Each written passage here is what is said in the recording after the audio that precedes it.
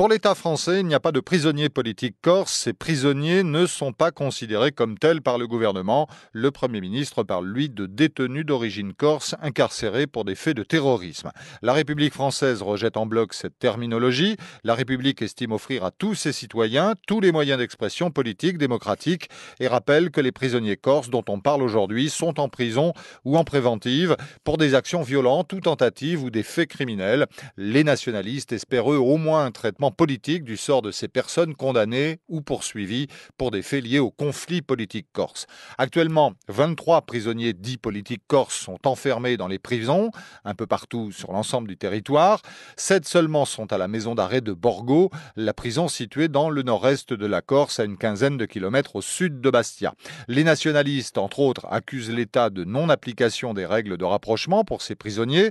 L'association Solidarita affirme par ailleurs que les conditions de détention ne cessent de se dégrader pour ces prisonniers dans les établissements pénitentiaires où ils sont, Fleury-Mérogis, Bois d'Arcy, Poissy, Fresnes ou encore Nanterre. Tous les condamnés concernés par des mesures de rapprochement sont à Borgo, y compris ceux qui exécutent des peines criminelles, répond le Premier ministre. Manuel Valls estime que ce principe de rapprochement est donc déjà respecté, à l'exception du commando Irignac, qui lui est destiné à rester sur le continent. Yvan Colonna, par exemple, est incarcéré à la maison centrale d'Arles.